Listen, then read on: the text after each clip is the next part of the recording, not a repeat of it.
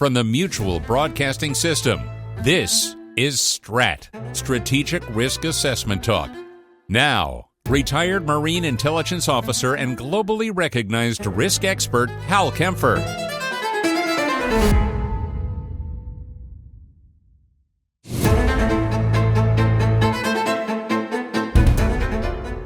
Welcome back to another session of STRAT. We're going to talk about some strategic risk. We're going to talk about everything that's going on around the world. Well, maybe not everything, but a lot of things going on around the world. And frankly, it's been a busy week. It's I could say it's been a busy month, but we're just starting November, so that doesn't really give a whole lot of month to talk about. But there's been a lot of things going on. I will say one thing, which is interesting. I don't know if there's any great benchmark or anything, but the election news has dominated. And whereas I have been on television news, certainly this week, talking about a variety of things happening around the world and here at home, I will say that this week, and it's probably going to stay that way till at least, sometime after the November 5th election, is just dominated with domestic political news, most of that being tied to the presidential race. So that's just the world we live in. Of course, a lot of dire predictions about what could happen out of that race, and we'll probably mention that a little bit later. But let me kind of kick off with what I think is one of the biggest issues, which is Iran striking back again at Israel. And this is a huge potential escalation, if you will. Iran has, of course, done a couple of major strikes, mostly ballistic missiles. Certainly this last one they did in October 1st was ballistic missiles primarily. Prior to that, in April, they had done ballistic missiles and some drones. Neither of these had a whole lot of effect. Neither of them were fatal to Israelis, although this last one, there was debris that fell in the Palestinian area of the West Bank and killed a Palestinian woman. But with that said, they haven't had a whole lot of effect, period. Now, Hezbollah and Hamas have fired a lot of missiles. Hezbollah firing a lot of missiles and various other types of projectiles into Israel every day as Israel forces are operating in Lebanon, and there are Israeli airstrikes in Lebanon. So all of this putting pressure on the axis of resistance, and of course the axis of resistance is another way of saying Iranian proxies, if you will, throughout the regions along with Iran. And so this strike is a big deal. Now, the Iranian Supreme Leader, Ayatollah Khamenei, has threatened retaliation for Israel's series of strikes, 3 waves of strikes that took place around October 26th. There's reports that Iran, in this particular instance, may try to leverage its Popular Mobilization Front, which is its Iraqi axis of resistance proxies, Shiite militia groups in Iraq, which have been involved with other strikes on Israel, also been involved with a number of attacks on U.S. bases over in, which there's not a lot left, over in Iraq. Primarily Al-Assad Air Base is the big one that they attack. So with that said, they want to use the Iraqi proxies more than do this direct. Now, some of this may be basic weaponeering, which is they're looking at what they have to do to get missiles from Iran to Israel and recognizing that this just isn't working very well.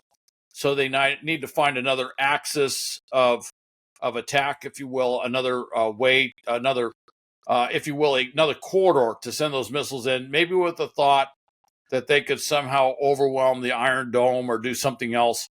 That's not quite clear. One thing I would point out, this is what's big for every American, for the U.S., is that in Ayatollah Khamenei's comments on this, he has included the U.S. and Israel in the same breath. So obviously, he's looking at whatever he's going to do. He's obviously looking at hitting U.S. forces, U.S. interests in the Middle East, or maybe U.S. interests outside the Middle East as part of whatever this retaliatory strike is that he has in mind. He's also done something rather interesting, is he's pinned it to happen before November 5th. which I'm going to tell you, I don't know that there's nothing jumps out in mind with the Israeli calendar, the Iranian calendar, the Jewish calendar, the Persian calendar. There is no big thing that jumps out in mind for November 5th. The one thing that jumps out in mind on November 5th is the U.S. election, and that being a lot of that from their perspective is the U.S. presidential election on November 5th. So clearly, whatever he's doing, whatever they're thinking about, it includes the U.S. political dimension towards what they want to do and when they want to do it. And I just kind of put that out there as a kind of going in assumption. Now, I should point out that there's a lot going on out there. As I mentioned, Hezbollah, primarily focused in Lebanon, mostly in southern Lebanon, is look, this is what does not come out in the news.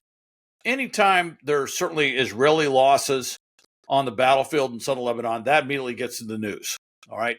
Anytime Hezbollah missiles actually strike and cause injuries or fatalities in Israel, that gets in the news. What isn't getting in the news as much is the difficulty that Hezbollah operational forces, if you will, ground forces in southern Lebanon are having in dealing with the ground forces of the Israeli Defense Force. Those Israeli army forces are making great headway. And there's been problems with coordination, command, and control by Hezbollah ground forces in that area. I think some of this goes back to, literally goes back to the pager bombs. Those carrying pagers were some of them may have been top leaders, and there were some top leaders, but it was at mid-level to upper strata within Hezbollah. They were the ones who were issued the pagers. They were when you talk about a couple of thousand or 3,000 individuals that had this pager explode, whether it was in their hand while they were staring at whatever the bizarre code was on the pager, or it went off on their belt, causing a midsection injury or whatever it was, that pager thing really took out of action a key strata of those mid-level to upper-level leaders. In some cases, some junior leaders were surely taken out with that as well. And not just the political side of Hezbollah, but also the military wing of Hezbollah. Then you had the walkie-talkies, the mobile radios that exploded the very next day. And of course, without the pagers, they kind of had to rely on the mobile radios more. So then you had a number of people, again, in that tactical spectrum, relying on these radios for communication, and then those things blew up. So you had this command and control problem across the board. Very smart, and I'm going to use the Israeli language on this, very precise strikes on that particular leadership strata. Also that tactical, if you want to say tactical command and control strata, and taking out their communications or building great distrust in their communications, which means they have to limit their communications, which limits their ability to control and coordinate, plan, do all these other things they have to do across a wide area. That's the problem that Hezbollah has in the south, and that's the, if you want to call it, intelligence preparation that was taking place before the IDF actually crossed into southern Lebanon. This was part of what was happening there. And of course, that is enhancing the IDF's ability to do a lot of things in that regard. Now, I mentioned that some of the Hezbollah response, some of the attacks are causing injuries and deaths in Israel. This has also exhibited a few gaps. Probably the most notable gap is dealing with some of the drones that have come in. Certainly a drone that comes in and hits the seaside residence of Prime Minister Netanyahu. That's a big gap, all right? However you want to dress that up, that is not good. But then another drone comes in, injures dozens, kills 4 Israeli soldiers. That's a big gap as well. So they're obviously aiming at trying to close those gaps as best they can. I have seen estimates that it is that up to 2/3 of the ballistic missile, tactical missile capability of Hezbollah has been just basically taken out of action. They can't use it. That's a significant amount. And it's often talked about they had somewhere between 120, 130, and 150,000 missiles of various types that they could use. So if you take out 2/3, that reduces a lot. But even then, prior to the Israelis even going in and conducting strikes into Lebanon, there was a lot of thinking that of that 120 or 150,000 missiles, some of those had already been degraded for various other reasons, but that a lot of them simply just weren't operational. Keeping a missile arsenal of that size fully operational is a huge maintenance issue. It's a maintenance headache, if you will. And that a lot of those missiles that were in the arsenal, they were there, but they would have to do something to make them operational, to actually use them. And so a lot of them really weren't ready to fire. They were there, but they weren't quite complete, ready to go. And so there's a limitation on what they can do in that regard beyond just that 2/3 attrition, if you will, of their missile capability. Now, General Hussein Salami, the head of the Islamic Revolutionary Guard Corps, by the way, I should mention that they've been losing a lot of generals in the Revolutionary Guard Corps and Al-Quds forces across the board. He had this interesting quote. He said, "We will give an unimaginable response to the enemy." This is part of that just over-the-top Iranian rhetoric that just doesn't match what they have in terms of operational capability. And it's interesting that a lot of times in the media, these quotes will come out with some of the rhetorical Persian Farsi flourish, if you will, that goes with some of these things that they say. And there's really not that in-depth analysis that I'd like to say, hey, look, that they can say what they want. And many times, and it's not just in the Middle East, but elsewhere around the world, you certainly hear this from the North Koreans all the time. They will threaten to do things that you just know operationally they can't do.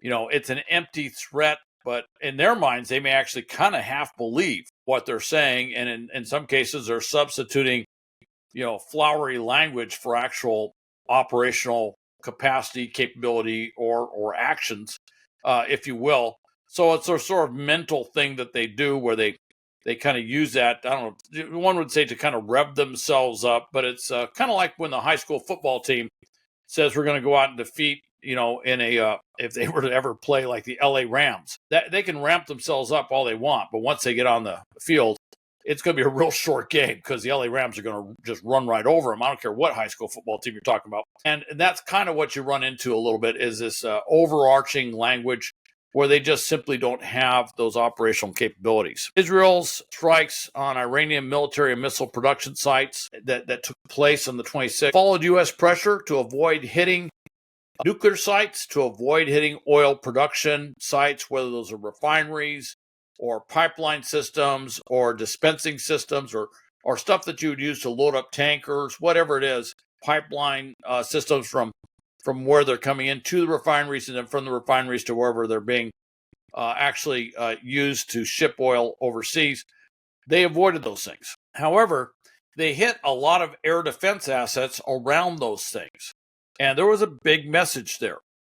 Now, this language that was going up through last week, as of last Friday, when Ayatollah Khomeini and others in Iran starts talking about, we're going to strike back. Well, that caused an immediate 1.5% jump in world oil prices on Friday before the markets closed. That gives you an idea of how sensitive the markets are to this thing. With that said, there are those out there who would like to see an increase in oil prices across the board. They're a little frustrated with certainly what the Russians have been doing with their dark tankers shipping oil at a discount rate around the world. So they wouldn't mind seeing some shift in that. And I can see the Saudis may have to do a little calculation on whether this shutting down that oil might actually meet their interests. There's already been talk. In fact, Saudi Arabia, I think, was one talking about dramatically increasing their oil supply worldwide to offset this problem they've been having with the Russian oil supply. Well, shutting down the Iranian oil supply actually meets a couple of their strategic objectives across the board. So I think that could be kind of an interesting thing to see what the Saudis might do in that regard to kind of deal with this issue, and they could actually be a big, a big force, if you will. The Saudis have a lot of clout, to say the least, in that region. They're very wealthy. They have a lot of oil, but they also have a lot of influence. So I just kind of point that out. Now, Ayatollah Khomeini said this: the enemies, both the U.S. and the Zionist regime, of course, talking about Israel, should know that they will definitely receive a tooth-breaking response to what they're doing against Iran and the resistance front. Okay, this loses a little bit in translation, all right? And some would say I wouldn't call that a jaw-dropping statement, all right, but certainly a mouthful. Okay, no more war using teeth puns. But with that said, it does give you an idea of where they are kind of mentally. That kind of response is definitely meant to indicate how they feel about doing a follow-on. And it definitely was a shift from where they were after the October 26th attack, where they said, oh, we reserve the right to retaliate, and of course at a place and time of our choosing, whatever it is. But then they also said some other things like it wasn't that damaging, it wasn't that bad. And it sounded like Iran was trying to set the rhetorical parameters towards avoiding escalating this further. Now they seem to be going quite the other direction. All right. Now, the issue is, what will Israel do if Iran follows through? How fast will they do it? That's a big question mark. As I mentioned, they effectively opened the door towards doing follow-on strikes. They decimated, in some places destroyed, the air defense capabilities of Iran, protecting some of its critical infrastructure. Iranian air defenses, both in October and then going back to April, have destroyed all 4 batteries of the Russian-supplied S-300 air defense missiles and associated radars. That is the most advanced radar system or air defense system that the Iranians have. That's the best they got. And you can imagine where they put those systems is where the areas they want to protect the most. All right, those are the most sensitive sites, in some cases nuclear. And they have been taken out. So that's a huge loss of their capability. That leaves the door open. All right, that leaves an issue that they would run into should they try to, should they strike Israel, that they are basically, they don't have a shield to stop Israel's counterstrike, or an effective shield to really strike. And by the way, if you're thinking, well, they can launch their air interceptors, they don't have a whole lot of air intercept capability, air-to-air sort of stuff, if you will. In some cases, they're still flying F-14s from the 70s that they've been, basically keeping together with bubble gum and baling wire, so to speak, that were purchased by the Shah way back when. So their air-to-air capability is very limited. So they're very reliant. They're disproportionately reliant on air defense missiles launched from the ground in that regard. There's really no place that's protected from Israeli strikes. And if you look at what Israel's been doing in Syria, in Lebanon, and certainly in Yemen, going after some of their critical infrastructure, you're not really seeing the Israelis in any way hamstrung by their air defense systems. And of course, now Iran's air defense envelope is seriously, it has big gaps and openings because of what was done just recently. So there's a lot of things that they can do. The other thing that has to be considered, there are some target sets, if you will, within Iran where just hitting them with airstrikes alone doesn't give you that assuredness that you want as far as truly destroying the target. You can feel pretty confident you've definitely damaged the target, you've degraded the target, but you don't know if you've completely done what you were hoping to accomplish. And in that regard, one of the things that Israel has been doing more and more, we've seen it in Syria, we've definitely seen it in Lebanon quite a bit. In fact, we just saw basically the Israeli version of Navy SEALs go into Lebanon and do a kidnapping. That's the wrong term. Well, basically taking into custody a high-value Hezbollah target.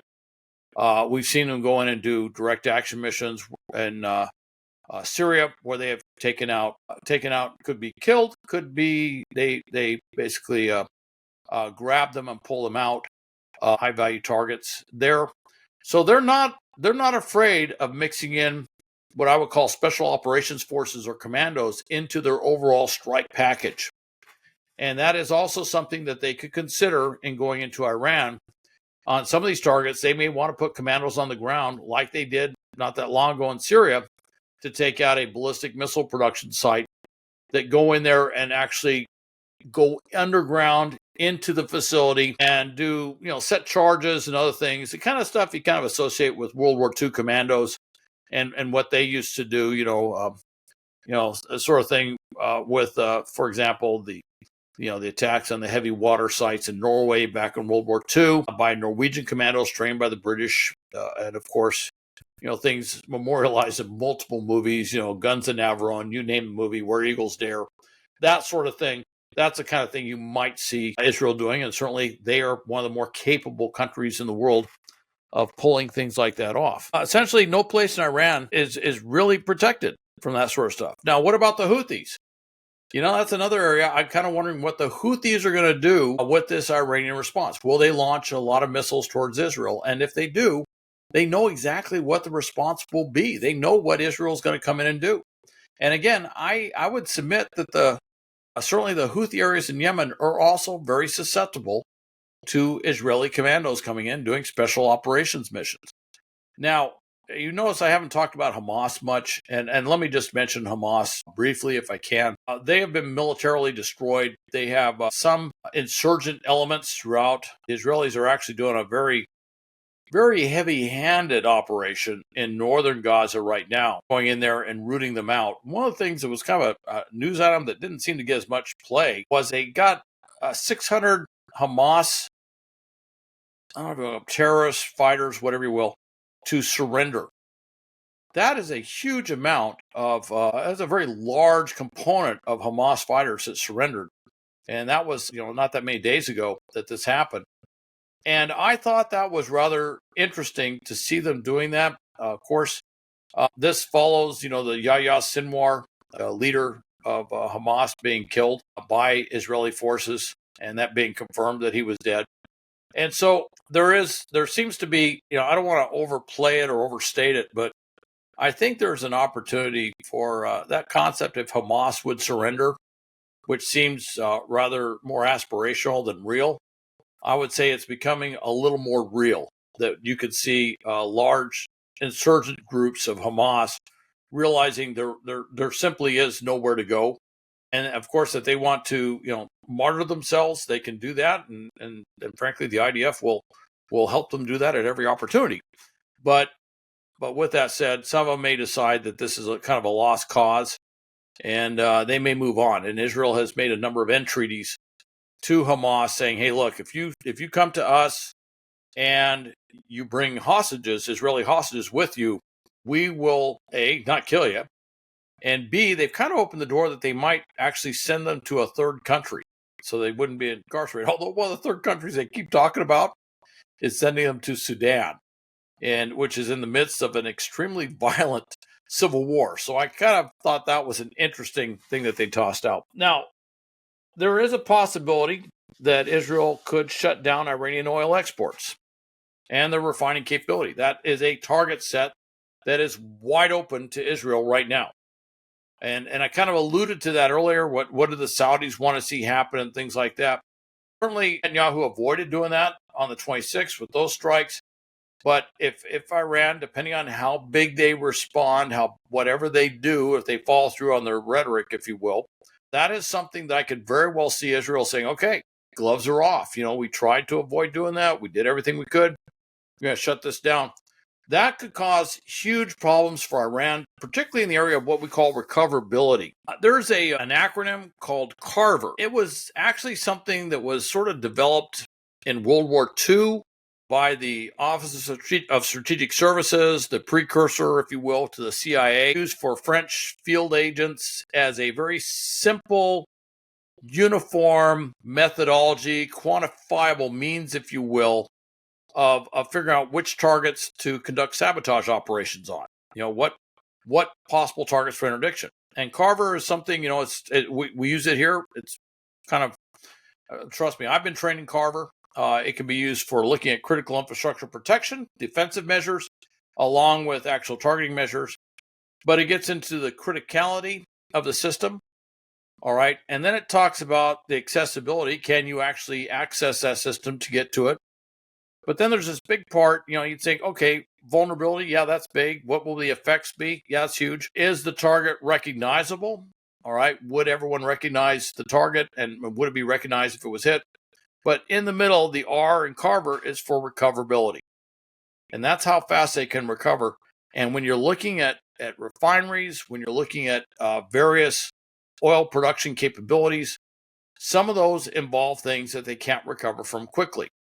When Israel went in there on the 20th and hit a missile production site, one of the things they hit was where they actually make the solid fuel for those ballistic missiles. They took out some of the mixers, if you will, some of the equipment they use for making that, which by some estimates may take up to a year for them to replace, basically shutting down their solid fuel production capability. That gets into that part of Carver, which is recoverability. And I think that that's something that they're going to look at very, very closely. Okay, this one is completely focused on this Iranian threat, some of the issues there. By the way, I didn't get heavily into what happens if they hit the nuclear side, but what I will say is one of the reasons the U.S. said was basically the stated reasons why we're saying don't hit the nuclear sites was not only for escalation purposes, but the fear is that you hit some of those nuclear places and they can recover. In fact, they not only recover, they make the decisions like, okay, we've got to create, we being the Iranian regime, the Ayatollah Khomeini, the Revolutionary Guard Corps, would make the decision that they've got to create a nuclear bomb really fast. So not only wouldn't it destroy them, but it might suddenly accelerate their program. And within a week or 2 weeks, they could have a crude device and maybe do a demonstration explosion or something like that to prove they have that capability.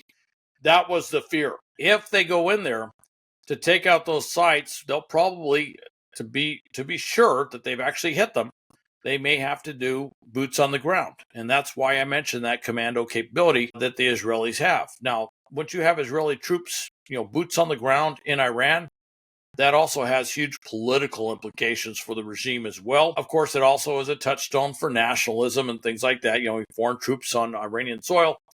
But with that said, that could certainly have second, third order effects that the Iranian regime apparently doesn't seem to be that concerned about. I don't know why, but they haven't really probably thought through, but that's also a big issue. Anyway, let me put it real short. The world is a very dangerous place, and the implications to our global supply chains for what's happening is big. If Iran is hit, could it shut down shipping through the Straits of Hormuz? Shutting down tanker shipping, if you will, going in and out of the Persian Gulf? Yeah, they probably could for a while. And that has huge implications. Could the Houthis suddenly accelerate their anti-ship capabilities? That's big. And you may have seen recently that the German Navy decided to send its ships around the Horn of Africa, its warships, not its civilian ships, its warships, around the Horn of Africa rather than going to the Red Sea and up to the Suez Canal, which has caused a little bit of international chiding of the Germans and the German Navy. But with that does tell you that the Houthi threat is significant. And that's another implication that can really hit on international supply chains. All right, a lot of stuff. Next week, I'll try and get back to Europe and hopefully move over to the Far East and talk about all the amazing things, the huge events going on in China, the South China Sea, what's happening with Japan, all these escalatory naval and maritime actions in and around Taiwan. Certainly next week, I would love to talk about what's happening up in Ukraine. And certainly that'll be after the election, so we can talk about what will happen with the two different, whichever candidate prevails, and which direction that's going to go. And that'll be a big discussion as well, along with what the U.S. position will be with NATO and other international organizations. So we'll cover that later.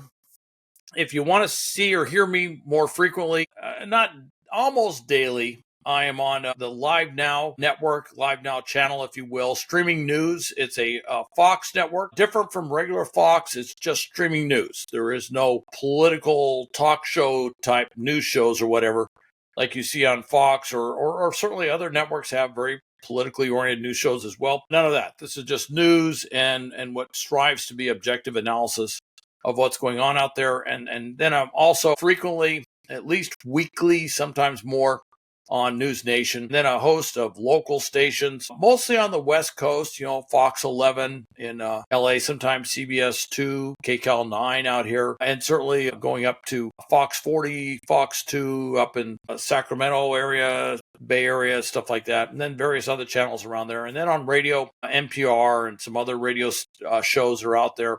And people continually have told me over the decades I do have a face for radio, and I'm sure you probably agree at this point. But that's where I'm at. So anyway, thank you for another session of STRAT, a little bit of strategic risk assessment, a little bit of strategic risk analysis, if you will, talking through some of these issues, getting beyond the headlines, getting beyond where we can go or where we normally go in various news programming and stuff. So anyway, thanks, and I'll see you in the next STRAT podcast. STRAT, where global threats unfold, with Hal Kempfer braving stories bold. From espionage to economic might, keen perspectives see the light. Every week, across the globe we spin, decoding gray zones where battles often begin.